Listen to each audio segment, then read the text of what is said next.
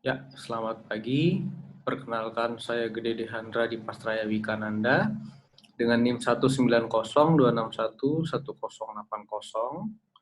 dokter muda Fakultas Kedokteran Universitas Udayana yang sedang menjalani kepanitiaan klinik madya di bagian anestesiologi dan terapi intensif.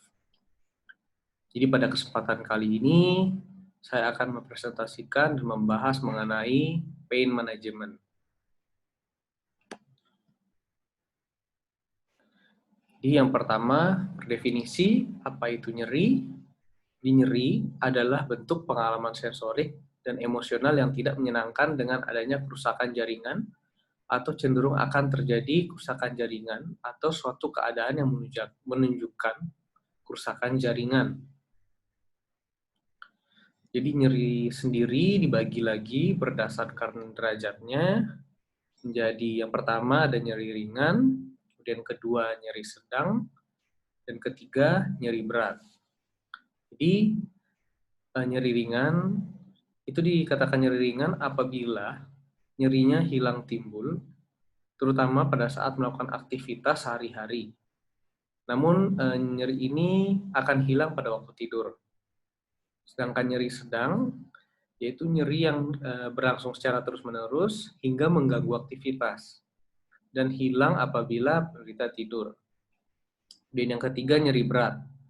Nyeri berat ini merupakan nyeri yang berlangsung terus-menerus sepanjang hari dan sangat mengganggu aktivitas, hingga penderita tidak bisa tidur ataupun tidurnya terganggu karena nyerinya. Di mana untuk mekanisme daripada nyeri tersebut dibagi lagi menjadi 4 mekanisme. Yang pertama itu proses transduksi, kemudian 2 proses transmisi, ketiga proses modulasi, dan keempat proses persepsi. Kita bahas dari pertama yaitu proses transduksi. Jadi proses transduksi ini itu dimulai ketika ujung daripada sensoris itu mendapatkan nyeri. Seperti contohnya ketika ada kerusakan jaringan yang didapat dari misalnya trauma. Trauma misalnya trauma mekanik, trauma thermal atau kimia, atau rangsangan sensoris lainnya yang bersifat nyeri, maka rangsangan tersebut akan diterima oleh rangsangan nosiceptif, di mana rangsangan tersebut akan mengalami proses transduksi. Rangsangan nyeri tersebut diubah menjadi impuls listrik dan diantar oleh serabut saraf menuju ke pusat sensoris, di mana ada 2 serabut saraf yang akan berperan di sini, seperti A delta fiber dan juga C fiber, di mana A delta fiber itu berfungsi untuk mengantarkan nyeri somatik, sedangkan C fiber berfungsi untuk mengantarkan nyeri visceral. Nah, ketika proses transduksi sudah berlangsung, maka untuk menuju ke sistem saraf pusat, selama ke medula spinalis terlebih dahulu, itu dilalui dengan proses transmisi. Jadi seperti pada gambar dilihat, itu adanya serabut yang berfungsi untuk transmisi dari nociceptor tadi menuju ke medula spinalis. Jadi serabut saraf ini tepatnya dia akan berjalan di dorsal root ganglion yang akan bersinap di cornu posterior substantia gelatinosa. Karena perjalanan daripada sistem saraf sensoris itu memang melewati dorsal root ganglion. Nah, setelah melewati dorsal root ganglion, maka sudah sampai di medula spinalis. Nah, di medula spinalis ini akan ada proses yang dinamakan dengan proses modulasi.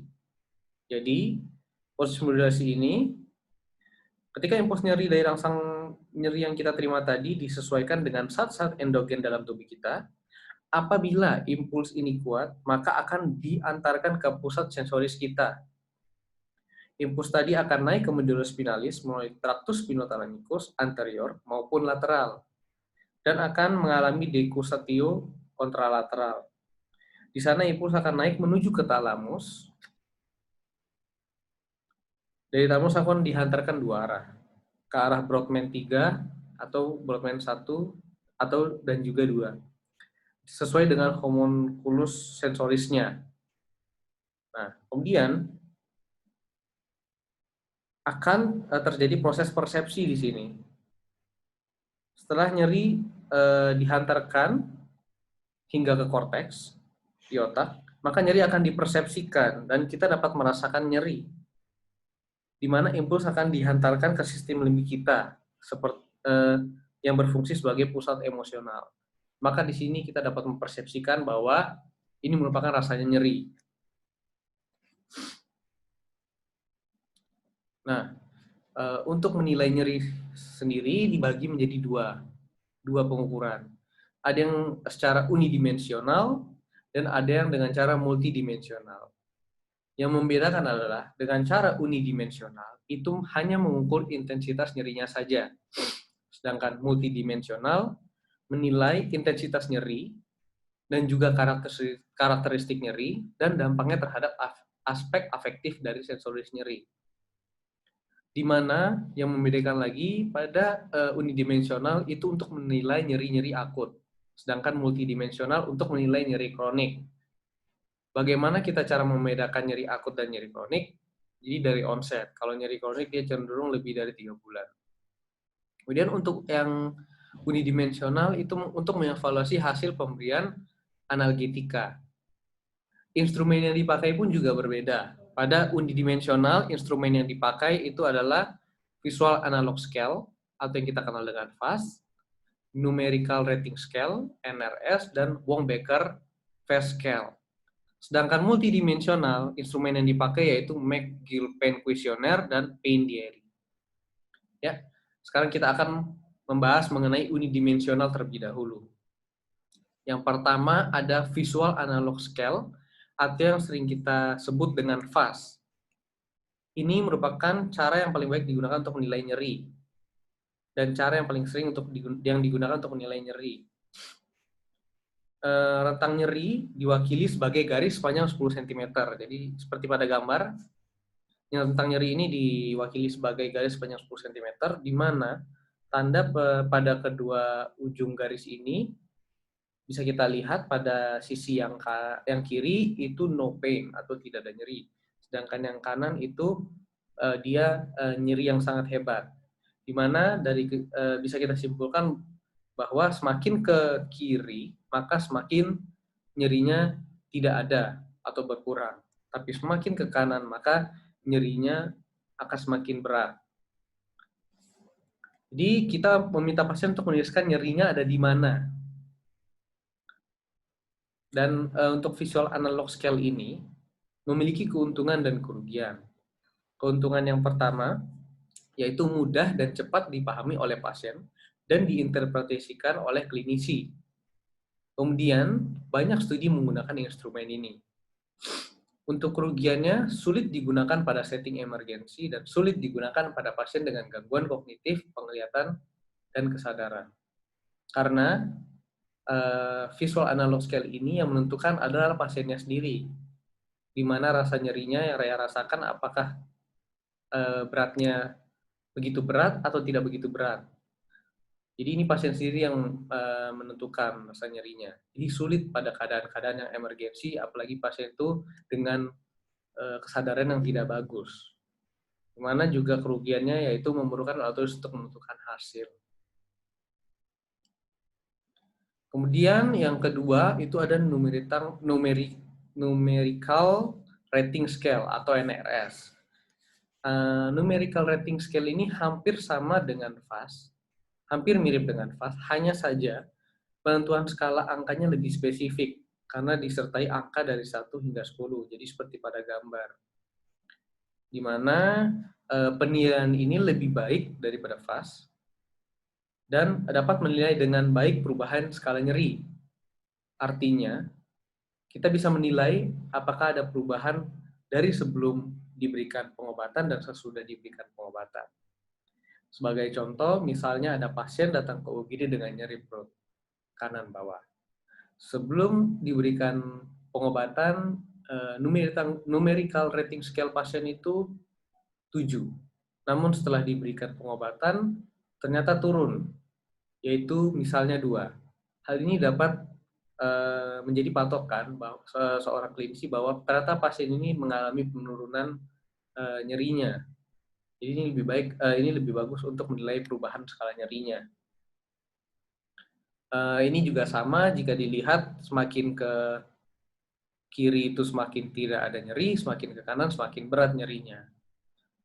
Kalau 0 itu tidak ada nyeri, 1-3 nyeri ringan, 4-6 nyeri sedang, 7-10 nyeri berat. Keuntungannya dari numerical rating scale ini mudah dan cepat untuk dipahami oleh pasien dan diinterpretasikan oleh klinisi. Dan dapat digunakan oleh hampir semua kondisi pasien dan hasilnya yang konsisten. Untuk kerugiannya, studi ini menggunakan tools yang sangat minim dan tidak dapat digunakan pada pasien dengan gangguan kognitif atau pada pasien post-op confusion. Jadi agak susah, seperti Fas tadi, agak susah menilai nyeri jika pada pasien-pasien yang kesadarannya juga tidak bagus.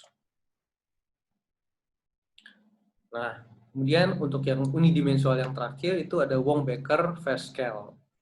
Jadi untuk Wong-Baker-Fast Scale ini menilai intensitas nyeri dengan melihat raut muka pasien, di mana cocok digunakan pada pasien dewasa dan anak lebih dari 3 tahun yang tidak dapat menggambarkan intensitas nyerinya dengan angka. Jadi kita bisa lihat untuk menilai skalanya itu, jadi kita bisa menentukan skalanya itu dari raut wajah pasien yang kita cocokkan dengan yang ada pada Wong-Baker-Fast Scale ini. Jadi keuntungan daripada Wong-Baker-Fast Scale ini yaitu mudah dan cepat untuk dipahami oleh pasien dan diinterpretasikan oleh klinisi. Kemudian dapat digunakan kepada semua pasien termasuk dengan gangguan kognitif dan gangguan bahasa. Juga dapat digunakan kepada anak-anak. Untuk kerugiannya, mungkin agak sedikit bingung jika kita menemukan afek seperti tersenyum atau menangis dengan intensitas nyeri. Kemudian hasil bisa lebih tinggi dari skala lain dengan wajah netral tanpa nyeri. Kemudian sedikit studi menggunakan instrumen ini. Kemudian yang keempat, ini kita masuk ke multidimensional. Ada namanya McGill-Penn Questionnaire, McGill-Penn Questionnaire atau MPQ. Jadi untuk MPQ ini terdiri dari 4 bagian, di mana yang pertama ada gambar nyeri, kedua indeks nyeri, ketiga pertanyaan mengenai nyeri terdahulu dan lokasinya, dan 4 indeks intensitas nyeri yang dialami saat ini. Dan pada kuesioner ini terdiri dari 78 kata sifat atau adjektif yang dibagi ke dalam 20 kelompok. Keuntungan daripada McGill-Penn Questionnaire ini yaitu baik digunakan untuk mendeskripsikan nyeri kronik yang berubah-ubah. Kemudian mendeskripsikan nyeri secara lebih tepat dan dalam. Kemudian dari segi bahasa, kuesioner ini sudah terbit dalam 20 bahasa yang berbeda-beda. Kemudian memiliki versi pendek seperti short MPQ untuk memudahkan penilaian. Untuk kerugiannya tidak sederhana dan ini merupakan kuesioner yang kompleks digunakan. Memerlukan waktu untuk mengedukasi pasien mengenai kuesioner, dan pasien diharuskan untuk mengerti bahasa dan dapat berkomunikasi dengan baik dan memiliki koordinasi motor yang baik pula. Beberapa kata-kata pada McGill-Penn Questionnaire ini itu berkaitan dengan afek, seperti contohnya ada annoying maupun troublesome. Kemudian untuk skala yang terakhir itu dari multidimensional itu ada pain diary. Sesuai namanya, jadi pasien mencatat kesehariannya mengenai nyerinya. Catatan keseharian pasien yang tertulis mengenai pengalaman pasien dan perilakunya, terutama dalam aspek nyerinya, di mana jenis penilaian ini sangat membantu untuk memantau variasi status penyakit sehari-hari dan respon pasien terhadap terapi. Jadi seperti kita bisa lihat, pain diary itu seperti ini dia. Jadi pasien akan menulis kesehariannya, terutama ketika mendapatkan nyeri. Kemudian di sini pasien akan mencatat pada tabel ini, itu pada tanggal berapa dengan pada pukul berapa, dia akan mencatat ketika nyerinya itu sedang berlangsung. Anggap saja pada hari ini pasien sedang mengalami nyeri pada pukul 5, maka dicatat juga pukulnya, pukul 5. Di mana rasa nyerinya, dan seberapa intensitasnya. Jadi menggunakan rating juga. Kemudian apa yang dilakukan pada saat nyeri sedang berlangsung, kemudian catat juga obat yang digunakan dan pengobatan lain yang digunakan, dan setelah beberapa jam bagaimana rasa nyerinya, dan apakah ada masalah lain atau efek samping dari pengobatan. Jadi untuk pain diary ini sangat untuk membantu klinisi untuk mencatat nyeri-nyeri yang dilalui oleh pasien sehari-harinya. Maka ini sangat bagus dan mudah untuk klinisi mengetahui bagaimana intensitas nyeri daripada pasien.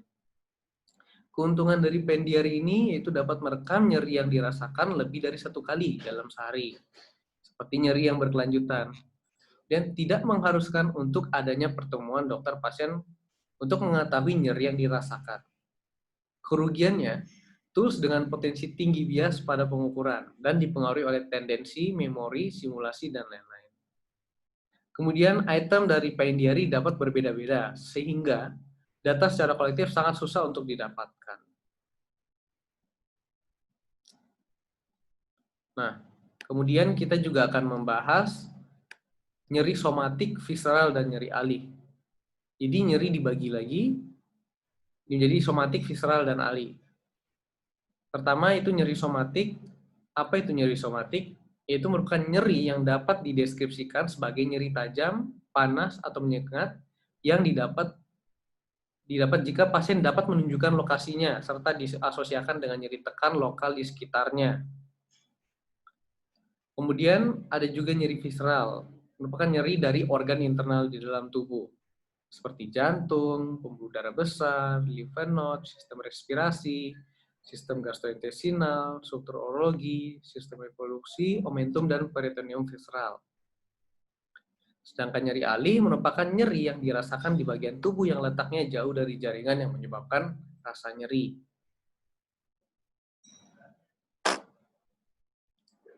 Nah, untuk penataan laksanaan nyeri tersebut, maka kita memakai acuan daripada WHO Step Ladder. Jadi, WHO sudah membuat tata laksana penata laksana nyeri dengan step by step.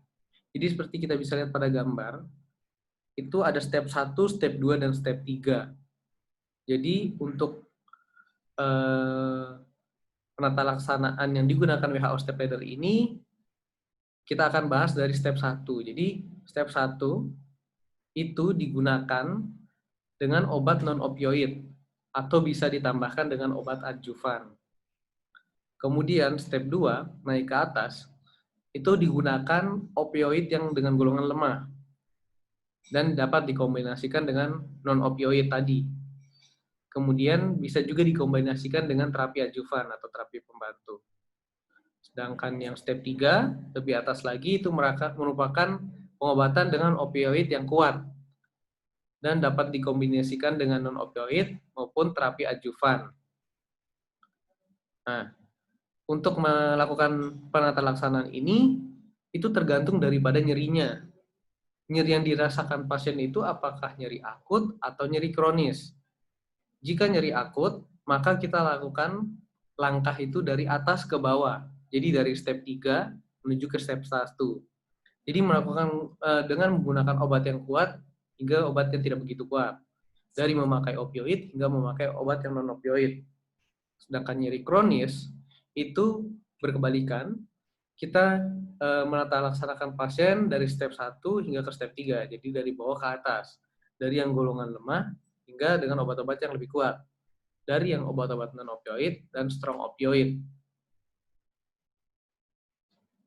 Nah, untuk contoh-contoh obatnya, seperti non-opioid, opioid, dan adjuvan, itu yang dipakai adalah yang pertama non-opioid. Bisa dipakai aspirin, kemudian acetaminophen seperti paracetamol, kemudian juga bisa digunakan non-steroid anti-inflammatory drug, contohnya seperti obat ibuprofen atau profen, kemudian juga ketorolac dan asam mefenamat. Kemudian untuk golongan opioid, jadi yang pertama ada opioid lemah itu seperti kodein, kemudian tramadol. Untuk opioid yang kuat itu ada morfin dan fentanyl. Sedangkan terapi adjuvan atau pengobatan tambahan yang dapat ditambahkan di setiap pengobatan utamanya. Jadi terapi adjuvan ini merupakan pengobatan tambahan yang dapat dikombinasikan dengan pengobatan utamanya di setiap langkah. Apabila klinisi dirasakan perlu untuk melakukan terapi tambahan ini, maka boleh dikombinasikan dengan terapi adjuvan. Di terapi adjuvan ini dapat bermanfaat dalam masing-masing cara penanggulangan nyeri, khususnya untuk lebih meningkatkan efektivitas analgesik, memberantas gejala-gejala yang menyertai, dan kemampuan untuk bertindak sebagai obat tersendiri terhadap tipe-tipe nyeri tertentu. Jadi untuk obat-obat adjuvan ini contohnya seperti kortikosteroid, antikonvulsan, antidepresan, neuroleptik, dan psikostimulan. Ya, sekian presentasi mengenai pain management dari saya. Terima kasih.